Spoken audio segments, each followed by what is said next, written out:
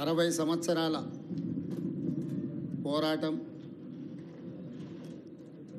వందలాది మంది విద్యార్థుల ఉద్యమకారుల త్యాగాల ఫలితం తెలంగాణ రాష్ట్ర ఏర్పాటు. తెలంగాణ రాష్ట్ర ఏర్పడిన తర్వాత గత 10 సంవత్సరాలలో నూతనంగా ఏర్పడ్డ తెలంగాణ రాష్ట్రం సమాజంలో వచ్చిన మార్పు, ప్రజలు అమాయకుల యొక్క బలహీనతను సొమ్ము చేసుకోవాలనే దురాశపరుల నేపథ్యంలో ఈరోజు ఈ కార్యక్రమం ఇక్కడ ఇంటిగ్రేటెడ్ కమాండ్ కంట్రోల్ సెంటర్లో తెలంగాణ రాష్ట్ర DGP Ravi Gupta garu, Telangana anti narcotics bureau chief Sandeep Shandilya garu, cyber crime అధికారులు, హైదరాబాద్, సైబరాబాద్, రాచకొండ కమిషనరేట్ల కమిషనర్లు, ఇతర పోలీస్ అధికారులు నూతనంగా ఏర్పడ్డ ప్రభుత్వం దృష్టికి వివిధ అంశాలను, నూతన సవాళ్లను ప్రభుత్వ దృష్టికి తీసుకురావడం జరిగింది. పోలీస్ వ్యవస్థలో పోలీస్ విభాగమే కాకుండా CBCID, vigilance and enforcement, anti corruption bureau, grey hands, octopus, ఇలా వివిధ రకాల, హైదరాబాద్కు వస్తే టాస్క్ ఫోర్స్, సైబరాబాద్ అండ్ రాచకొండకు వచ్చినప్పుడు ఎస్ఓటి, ఇలాంటి వివిధ పోలీసులలో, పోలీస్ డిపార్ట్మెంట్లో వివిధ విభాగాలను ఏర్పాటు చేసి సమస్యలను ఎదుర్కోవడానికి, సమర్థవంతమైన నేరాలను నిర్మూలించే వ్యవస్థను మన పోలీస్ వ్యవస్థ ఏర్పాటు చేసుకోవడం జరిగింది. ఇప్పుడు ప్రపంచం ఆధునిక యుగం వైపు పరిగెడుతుంది. ఈ ఆధునిక యుగం వైపు పరిగెత్తే సందర్భంలో నేరగాళ్ళ యొక్క ఆలోచన, ప్రపంచంలో వచ్చిన సాంకేతిక పరిజ్ఞానాన్ని ఏ విధంగా అయితే అభివృద్ధి కోసం సాంకేతిక పరిజ్ఞానాన్ని మనం ఉపయోగించుకుంటున్నామో, సాంకేతిక నిపుణులు ఉపయోగించుకుంటున్నామో, నేరగాళ్ళు కూడా ప్యారలల్గా సేమ్ వ్యవస్థల్ని ఆర్థిక నేరాల కోసము, ఇతర నేరాల కోసం వినియోగించుకుంటున్నారు. ఈ నేరాలను దృష్టిలో పెట్టుకొని, ఈ నేరాలను నియంత్రించాలని ఆలోచనతోటి అధికారులలో నైపుణ్యాన్ని పెంచడమే కాకుండా ఆత్మస్థైర్యాన్ని నింపడం మా ప్రభుత్వం యొక్క బాధ్యత. ఈ నేరాలను నియంత్రించే క్రమంలో ఇందులో పనిచేసే సిబ్బందికి కానీ, అధికారులకు కానీ అవసరమైన అన్ని వసతులను ఏర్పాటు చేయడం అనేది ప్రభుత్వం తీసుకోవాల్సిన బాధ్యత. అందుకే ఈరోజు సైబర్ క్రైమ్స్కి కావాల్సిన వాహనాలే కాకుండా ఇతర ఏర్పాట్లు, అధికారుల కేటాయింపు, అదేవిధంగా తెలంగాణ యాంటీ నార్కటిక్స్ బ్యూరోకి సంబంధించిన అధికారుల నియామకం, అవసరమైన అన్ని వసతులను ఏర్పాటు చేయడం బాధ్యతగా గుర్తించి మా ప్రభుత్వం ఈరోజు నిధులు విడుదల చేయడమే కాకుండా సిబ్బందిని కూడా మంజూరు చేసినాము. ఈరోజు ప్రపంచం ఎదుర్కొంటున్న biggest crime is cyber crime. Cyber క్రైమ్లో ఇంతకుముందే మా అధికారులు చెప్తున్నారు, అమాయకులు, చదువు లేని వాళ్ళు, సాంకేతిక పరిజ్ఞానం లేని వాళ్ళు బలి కావడం లేదు. బాగా చదువుకున్న వాళ్ళు, సాంకేతిక పరిజ్ఞానం ఉన్నవాళ్ళు, ఆర్థికంగా ఎదురైన వాళ్ళు అమాయకత్వంతోనో దురాశతోనో వాళ్ళు ఉచ్చులో పడుతున్నారు. వాళ్ళని కాపాడడానికి 1930 ఒక కాల్ సెంటర్ను పెట్టి అక్కడికి వచ్చే ఫిర్యాదుదారుల వివరాలను కూడా ఎవరికి వివరించకుండా దానికి సంబంధించిన నేరాలను పరిష్కరించడంలో మా సైబర్ క్రైమ్ సిబ్బంది ఈ మధ్యకాలంలో దాదాపుగా రికవరీ చేసిన సొమ్ము 31 కోట్ల రూపాయలు బాధితులకు తిరిగి అప్పచెప్పడం జరిగింది. మనస్ఫూర్తిగా మా సైబర్ క్రైమ్ డిపార్ట్మెంట్ని నేను అభినందిస్తున్నా. ఇంకా సమర్థవంతంగా మీరు మీ విధులు నిర్వహించాలి. ఎవరైతే నేరాలకు పాల్పడుతున్నారో ఎంతటి వారైనా ఏ రకమైన క్రైమ్ అయినా వదలడానికి వీల్లేదు. గతంలో ఐపీసీ సెక్షన్స్ ప్రకారం రేప్ అండ్ మర్డర్ని సీరియస్ క్రైమ్ కింద చూసేవాళ్ళం మనం. ఆ నేరాలకు ఎక్కువ శిక్షలు ఉండేటివి. ఐపీసీలో చాలా వరకు వాటికి సంబంధించిన వివరాలను పొందుపరిచింది. ఇప్పుడు గవర్నమెంట్ ఆఫ్ ఇండియా ఐపీసీ సెక్షన్స్ను కానీ ఐపీసీని కానీ సమూలమైన మార్పులు తీసుకొచ్చింది. ఇప్పుడు కొత్త సవాళ్ళను ఎదుర్కోబోతున్నాం. భారత ప్రభుత్వం తీసుకొచ్చిన మార్పులను, చట్టాలను, నిబంధనలు వాటన్నిటిని కూడా మన అధికారులకు వివరించడమే కాకుండా ఇందులో కూడా శిక్షణ ఇవ్వాల్సిన అవసరం ఉంది. ఆనాడు రాజ్యాంగం రాసుకున్నప్పుడు తీవ్రమైన నేరానికి మర్డర్స్ని కానీ రేపులను కానీ మేజర్ సమస్యల కింద చూసాను. ఈరోజు సైబర్ క్రైమ్ వాటికంటే పెద్దదిగా మారింది. డ్రగ్స్ మహమ్మారి, హత్య జరిగితే ఒకే వ్యక్తి చచ్చిపోవచ్చు, కానీ డ్రగ్స్ బానిసలు అయితే కుటుంబాలు, వ్యవస్థనే బలహీనతమైపోయి తెలంగాణ అంటే ఉద్యమాలకు వేదిక, పోరాటాలకు స్ఫూర్తి, పౌరుషానికి మారుపేరు. ఈ ప్రాంతంలో ప్రజా సమస్యల మీద, సామాజిక అసమానతల మీద పోరాటాలు చేసిన ప్రాంతం ఇది. దురదృష్టవశాత్తు గత 10 సంవత్సరాల నిర్లక్ష్యం వల్ల ఈరోజు గల్లీ గల్లీలో గంజాయి దొరికే పరిస్థితి వచ్చింది. ఇవాళ ఎక్కడ చూసినా కాలేజీలలో లేదా ఇతర ప్రాంతాలలో డ్రగ్స్ అనేది విచ్చలవిడిగా ఈరోజు అమ్మే పరిస్థితి వచ్చింది. వీటిని నియంత్రించడానికి సంపూర్ణంగా మా అధికారులకు అధికారం ఇచ్చినాం. అదేవిధంగా సిబ్బందిని కేటాయించినాం. వాళ్ళకు స్ఫూర్తి కలిగే విధంగా మా ప్రభుత్వం వాళ్ళకు అండగా నిలబడుతుంది. ఈరోజు శ్రీమంతులో లేకపోతే కొద్దిమంది వ్యక్తులు బలి కావడం లేదు. మధ్యతరగతి వాళ్ళు, పేదవాళ్ళ పిల్లలు కూడా ఈరోజు గంజాయికి బానిసలై గంజాయి మత్తులో నేరాలు జరుగుతున్నాయి. ఈ మధ్యకాలంలో చిన్నపిల్లల మీద జరుగుతున్న దాడులు, దాని వెనకాల కారణాలు చూస్తే ప్రధానంగా గంజాయి లాంటి మాదక ద్రవ్యాలు వాడిన వాళ్ళే ఈ నేరాలకు పాల్పడుతున్నారు. ఈరోజు ఈ నేరాలను నియంత్రించాలి. మళ్ళీ తెలంగాణలో ఉద్యమ స్ఫూర్తిని నింపాలి. తెలంగాణ అంటే సమస్యల మీద పోరాటం చేసే గడ్డ. తెలంగాణ ప్రాంత యువకులు దేనికి బానిసలు గారు? సమస్యల మీద పోరాటం చేసే సమర్థులు.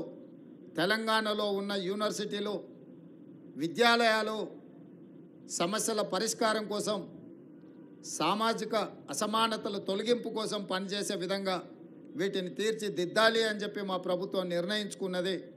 అందుకే ఈరోజు సైబర్ క్రైమ్ అధికారులకు, తెలంగాణ యాంటీ నార్కోటిక్స్ బ్యూరోకి సంబంధించిన అధికారులకు నేను సూచన చేస్తున్నా. ఈ నేరాలను సమర్థవంతంగా నియంత్రించండి. ఇందులో సమర్థత ప్రదర్శించిన వాళ్లకు మీకు ప్రమోషన్స్ ఇచ్చే బాధ్యత మా ప్రభుత్వం తీసుకుంటుంది. గతంలో అంతర్జాతీయ తీవ్రవాదులను, టెర్రరిస్టులను పట్టుకుంటే అందులో కీలక పాత్ర పోషించిన అధికారులకు పదవి ఉన్నతి కల్పించేవాళ్ళు. ఈరోజు ఈ వేదిక మీద నుంచి మా అధికారులకు, ముఖ్యంగా మా డీజీపీ గారికి నేను ఆదేశాలు ఇస్తున్నా.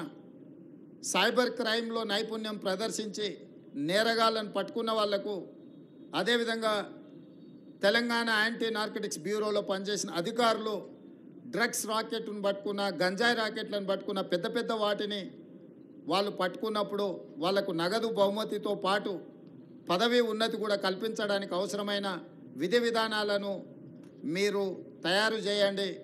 ప్రభుత్వం శాసనసభలోనే చర్చ చేసి దీనికి సంబంధించిన చట్టాన్ని చేద్దాం. ఈరోజు మనం ఎదుర్కొంటున్న అత్యంత తీవ్రమైన సమస్య, మన సమాజాన్ని పట్టి పీడిస్తున్న సమస్య డ్రగ్స్, సైబర్ క్రైమ్. ఈ రెండింటి పట్ల, ఈ నేరాలను నియంత్రించడానికి తెలంగాణ రాష్ట్ర ప్రభుత్వం నిరంతరం పనిచేస్తుంది. వీటిని నియంత్రించే క్రమంలో ఏ అధికారులైతే సమర్థవంతంగా పనిచేస్తారో ఆ అధికారులను ప్రోత్సహించి వెన్నుదట్టే బాధ్యత మా ప్రభుత్వం తీసుకుంటుంది. సమర్థవంతమైన అధికారులకు పదవి ఉన్నతి ఇచ్చే బాధ్యత కూడా మా ప్రభుత్వం తీసుకుంటుంది. ఈ కార్యక్రమాన్ని ఏర్పాటు చేసిన మా అధికారులందరినీ, ఈ కార్యక్రమానికి హాజరైన మా మీడియా మిత్రులందరికీ కూడా మనస్ఫూర్తిగా అభినందనలు తెలియజేస్తున్నా. మా మీడియా మిత్రులకు ఒకటే విజ్ఞప్తి, రాజకీయ వివాదాల మీద మీరు పెడుతున్నంత దృష్టి మీ టీవీలలో మీ పేపర్లలో సమాజాన్ని పట్టి పీడిస్తున్న సమస్యల మీద పెట్టాల్సినంత ఫోకస్ పెట్టలేరేమో నాకు అనిపిస్తుంది.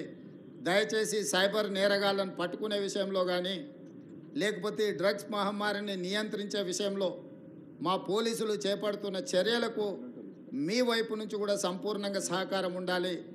మీరు ఈ తెలంగాణలో భాగస్వాములు, ఈ తెలంగాణ రాష్ట్ర సాధనలో మీడియా మిత్రులు అంతంత క్రియాశీలక పాత్ర పోషించారు. ఈరోజు మా అధికారులు చేపడుతున్న కార్యక్రమాలను మీరు పెద్ద ఎత్తున ప్రజలకు వివరించాలి.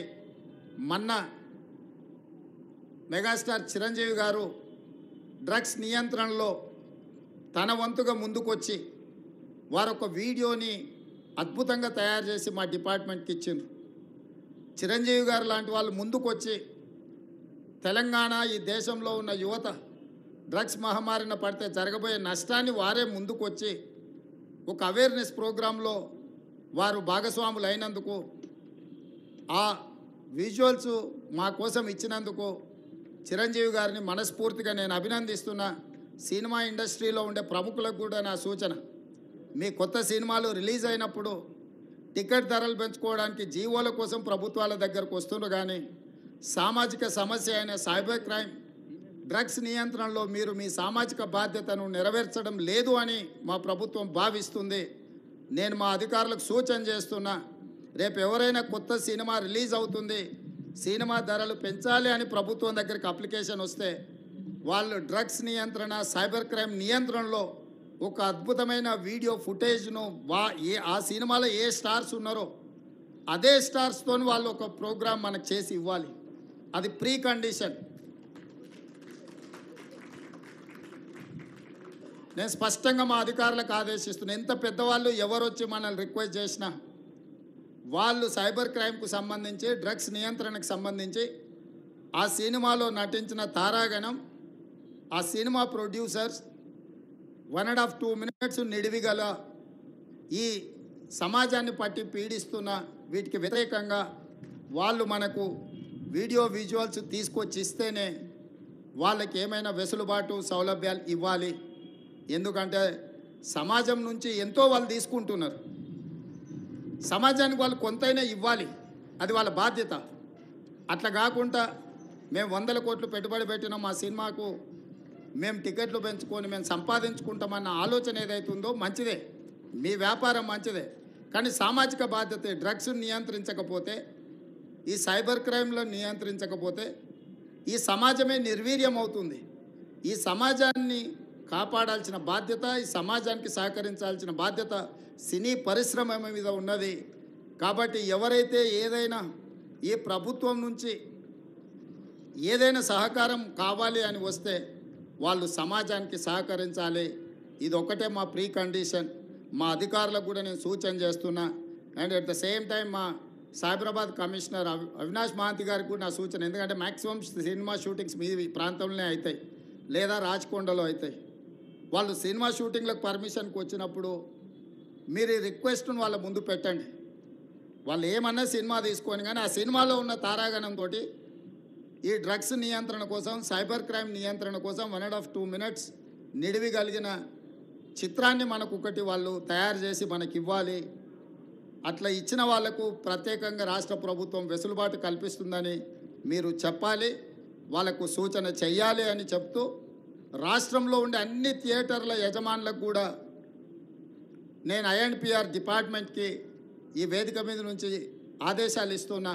ప్రతి సినిమా థియేటర్లో తప్పకుండా సినిమా ప్రారంభానికంటే ముందు సైబర్ క్రైమ్కు సంబంధించి, డ్రగ్స్ నియంత్రణకు సంబంధించి న్యూస్ రీల్ల రూపంలో ఉచితంగా మీరు ప్రదర్శించాల్సిందే. అట్లా ప్రదర్శించిన థియేటర్లకే భవిష్యత్తులో అనుమతుల విషయంలో కానీ ఇతర విషయంలో కానీ ప్రభుత్వం సహకరిస్తుంది. నేను చిన్నగా ఉన్నప్పుడు ఎప్పుడు సినిమా థియేటర్కి వెళ్ళినా ప్రధానమంత్రులు, ముఖ్యమంత్రుల విదేశీ పర్యటనలు లేకపోతే తీసుకున్న గొప్ప కార్యక్రమాలకు సంబంధించిన వాటిని చూపించేది. ఇప్పుడు ఆ సామాజిక బాధ్యత నుంచి సినిమా పరిశ్రమ, సినిమా థియేటర్ల యజమానులు ముందుకు రావడం లేదు. వాళ్ళందరితో కూడా మీరు ఒక సమావేశాన్ని ఏర్పాటు చేసి INPR department, police department, fire safety department మీరు అందరు కలిసి థియేటర్ల యజమానులను, సినీ పరిశ్రమకు సంబంధించిన ప్రముఖులను పిలిపించి ఒక ప్రోగ్రాం ఏర్పాటు చేసి వాళ్ళతో చర్చించి మన ప్రభుత్వం యొక్క ప్రతిపాదనను వాళ్ళకి వివరించి తర్వాత వాళ్ళతో నాకు ఒక సమావేశాన్ని ఏర్పాటు చేయండి. మన ప్రభుత్వం యొక్క ఆలోచనను, విధానాన్ని వాళ్ళకి చెబుదాం, వాళ్ళ సహకారం తీసుకుందాం. వాళ్ళతో పాటు మా మీడియా మిత్రులకు కూడా మీరు కూడా అప్పుడప్పుడు మీ టీవీలల్లో, మీ పేపర్లల్లో సోషల్ రెస్పాన్సిబిలిటీ కింద ఎట్లయితే కార్పొరేట్ కంపెనీలు సిఎస్ఆర్ ఫండ్స్ అభివృద్ధి కోసం ఇస్తున్నారో సోషల్ రెస్పాన్సిబిలిటీ కింద మా టీవీ ఛానల్ మిత్రులను కూడా అప్పుడప్పుడు ఉచితంగా ఈ యాడ్స్ను మీరు ప్రదర్శించండి. ఎందుకంటే ఇది ఎవరి కోసమో కాదు, సమాజం కోసం, సామాజిక బాధ్యతతోని మనం చేపడుతున్న బాధ్యత. మన కోసమే కాదు, మన పిల్లలు, వాళ్ళ భవిష్యత్ తరాల కోసం మనం చేస్తున్న ఒక కార్యక్రమం. అందుకే మీడియా మిత్రులను కూడా నా విజ్ఞప్తి, మీ టీవీ ఛానళ్ళల్లో కూడా ఈ ప్రముఖ సినీ తారలు తయారు చేసి ఇచ్చే సెలబ్రిటీస్, స్పోర్ట్స్లో ఉన్న వాళ్ళు కూడా ఎవరెవరైతే పివి సింధు కావచ్చు, సానియా మిర్జా కావచ్చు, ఇట్లా చాలామంది క్రీడాకారులు వాళ్ళందరి నుంచి కూడా ఇట్లాంటివి సపోర్ట్ తీసుకొని వాటిని టీవీలలో ఉచితంగా మీరు ప్రదర్శించాలని ప్రభుత్వం తరఫున విజ్ఞప్తి చేస్తున్నా. మీ అందరి సహకారం ఉండాలని. ఈ రాష్ట్రం సైబర్ క్రైమ్ కానీ, డ్రగ్స్ కానీ ఈ రాష్ట్రంలో కాలు పెట్టాలంటే భయపడాలి. వెన్నులో చలి జ్వరం రావాలి. తెలంగాణ రాష్ట్రంలో కాలు పెట్టాలి అని అంటే ఇక్కడ కాలు పెడితే తిరిగి మళ్ళీ పోలేము అనే భయం వాళ్ళలో ఉండాలి. భయం కల్పించాల్సిన బాధ్యత మా పోలీసు అధికారులదే. మా వాళ్ళు ఫ్రెండ్లీ పోలీసింగ్ అని అంటుంటారు. నేను కూడా ఒప్పుకుంటా, ఫ్రెండ్లీ పోలీసింగ్ ఎవరికి? బాధితులతోని ఫ్రెండ్లీగా ఉండండి, నేరగాళ్లతోని కాదు. ఫ్రెండ్లీ పోలీసింగ్ అనేది బాధితులు బాధతో పోలీస్ స్టేషన్కు ఫిర్యాదు చేసుకోవడానికి వచ్చినప్పుడు వాళ్లకు కొంత నమ్మకం కలిగించి వాళ్ళు ఏ సమస్య మీద వచ్చిందో కూర్చోబెట్టి మాట్లాడి బాధితులతో మాత్రమే ఫ్రెండ్లీ పోలీసింగ్ ఉండాలి. ఫ్రెండ్లీ పోలీసింగ్ అనే నెపంతో నేరగాళ్లతో కూడా మనం ఫ్రెండ్లీగా ఉండడం మొదలు పెడితే డిపార్ట్మెంట్ మీద ఉన్న నమ్మకం, విశ్వాసం సలగిల్లుతుంది. కాబట్టి ఫ్రెండ్లీ పోలీసింగ్లో కూడా మీరు ఈ రెండింటికి మధ్యలో ఉన్న వ్యత్యాసాన్ని గుర్తించి అధికారులు కూడా ముందుకు వెళ్ళాలి అని సూచన చేస్తూ మీ అందరి దగ్గర సెలవు తీసుకుంటున్న ధన్యవాదాలు మిత్రులారా.